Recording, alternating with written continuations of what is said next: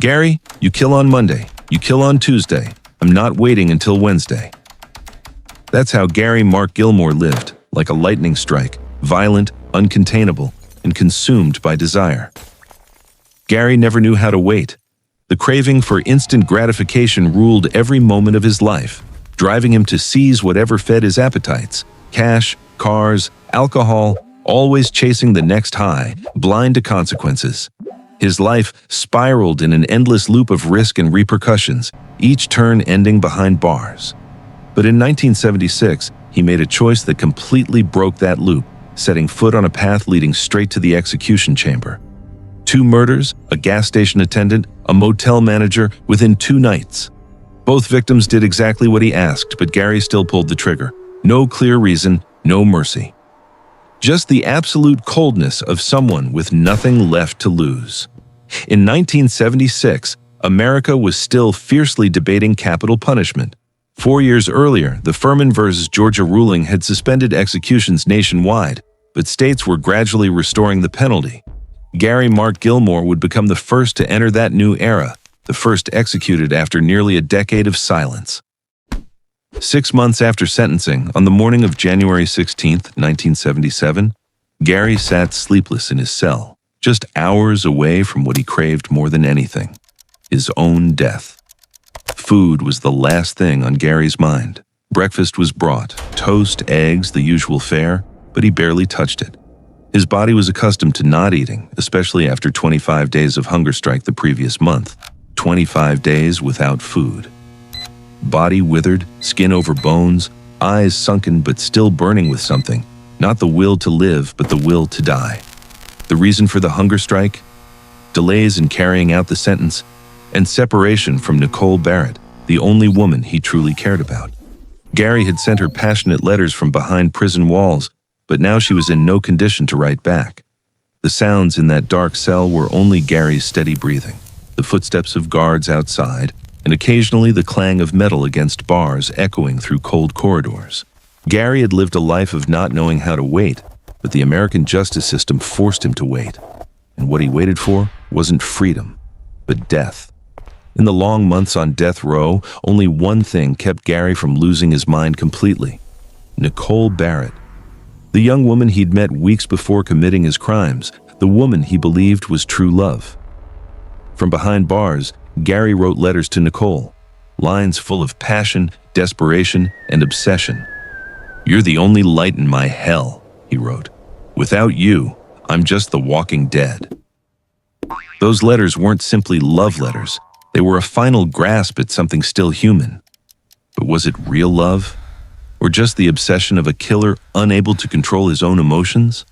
Psychologists later assessed that Gary had no capacity to love in the normal sense. What he felt for Nicole was possession, demand, and fear of abandonment, emotions tied to his traumatic childhood.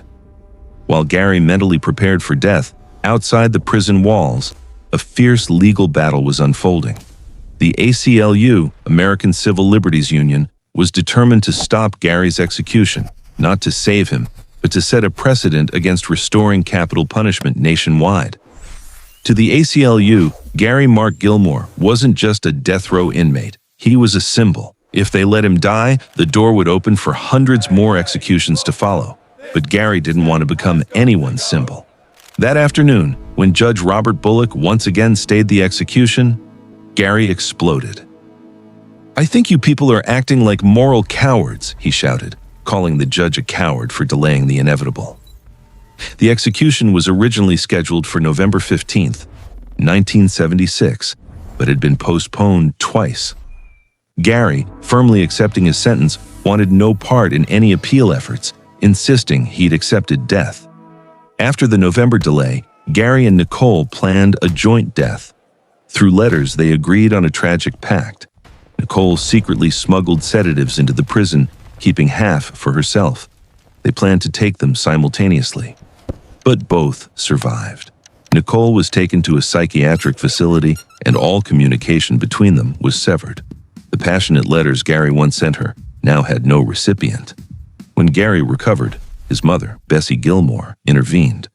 She worried about her son's fragile mental state, filed for a stay of execution, pushing the date from December 6th to January 17th, 1977. Gary publicly condemned her for interfering.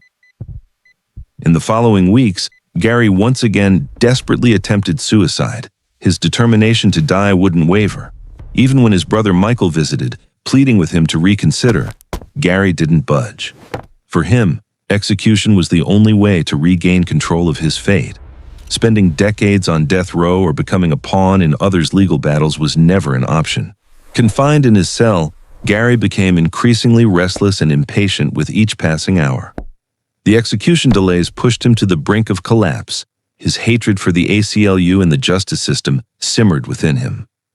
Throughout 9 long, grueling months, Gary endured harsh conditions, denied phone calls, cut off from visitor contact, and subjected to terrible treatment.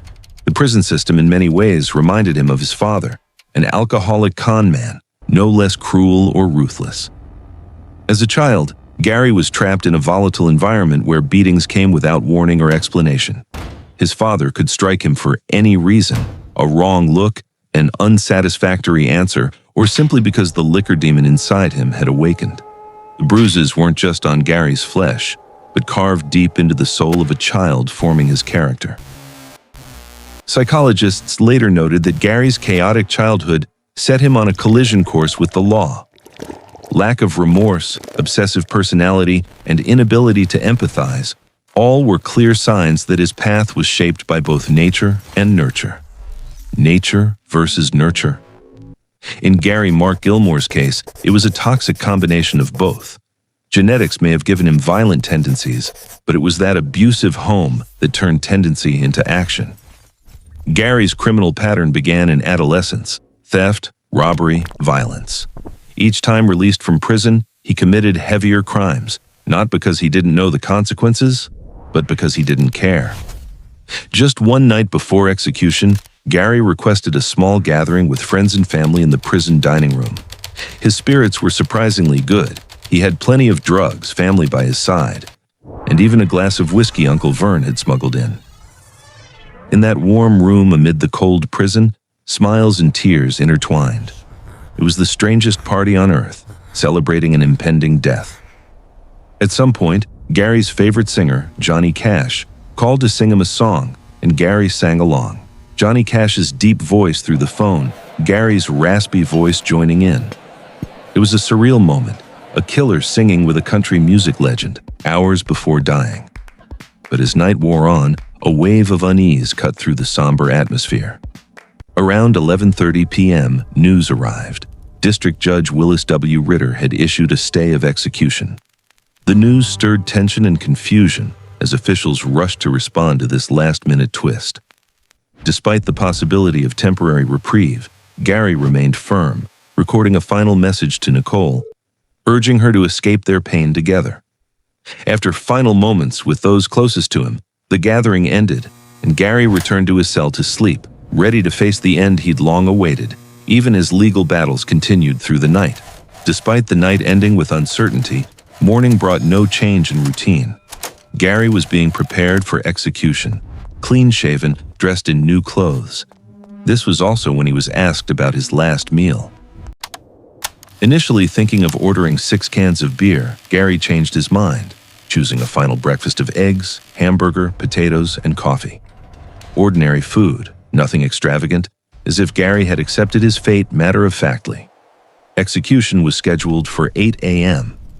At 7:30, the Supreme Court overturned the stay, clearing the way for Gary Mark Gilmore's execution. At 7:53 a.m., he was escorted from his maximum security cell, transported by prison van half a mile to the execution area. Cold Utah dawn light shone on his face through the van window. Final moments under the free sky. Gary was brought to an abandoned cannery behind the prison, converted into the house of death. There, he was strapped to a chair with nylon rope, with a sandbag wall placed behind to stop bullets. Yes, bullets. Gary had chosen execution by firing squad instead of hanging. He requested to face death standing, unmasked, but both requests were denied. Witnesses present included his uncle Vern D'Amico, film producer Larry Schiller, and lawyers Ronald Stanger and Robert Moody. Although Nicole Barrett, his girlfriend, was invited, She couldn't attend because she'd been hospitalized in a psychiatric facility. Journalists were excluded from witnessing and waited in another area of the prison complex. When witnesses arrived by van, they saw Gary already seated and secured with straps. He was given a few minutes to talk with each of them. Small cotton pieces were given to witnesses to use as earplugs. About to begin. Shortly after, Gary Mark Gilmore sat motionless as Warden Sam Smith read the death warrant aloud. His gaze turned toward the curtain hiding the shooters, as if hoping Nicole could somehow be there. When the death warrant was finished being read, he was asked if he had any last words. Without hesitation, he uttered the now famous phrase, "Let's do it." Years later, those words would inspire one of the most iconic slogans of all time. Nike co-founder Dan Whedon recalled how he came across Gilmore's final statement. "I thought of Gary Gilmore." They asked him if he had any last words and he said, "Yeah, let's do it." And I remember when I read that, I thought that's amazing. I mean, how in the face of that much uncertainty, you get through it? So I didn't like the word "let's." I just changed it, and so I don't really have to credit him anymore. Father Thomas Mearsman, a Catholic priest, gave final rites. When the black hood was pulled over Gary's face, he whispered to Father Mearsman, "Dominus vobiscum." The father replied, "Et cum spiritu tuo." Meanwhile, a prison doctor stepped forward and placed a white target directly over Gary's heart. At 8:05 a.m., the five-man firing squad, equipped with Winchester Model 94 rifles with Winchester Silver, tip 150 grain 30-30 ammunition, took aim. Following a tradition designed to reduce psychological burden, only 4 rifles loaded live rounds while one contained a blank, so no shooter could be certain they fired the fatal shot. The firing squad pulled their triggers. The blast echoed through the concrete space. Bullets penetrated, causing Gary's body to jerk violently, his head tilting slightly left and his hand twitching briefly. Within 20 seconds, all movement stopped. The prison doctor checked heartbeat and pulse. At exactly 8:07 a.m., Gary Gilmore, 36 years old, was pronounced dead.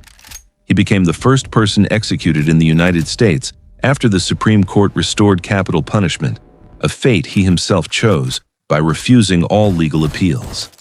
Even in death, Gary Gilmore left a unique legacy. Honoring his final request, his corneas were transplanted within hours, helping 2 people regain their sight. A cold-blooded killer, in his final moment, brought life to others. It's the cruel irony of justice. Death can bring light.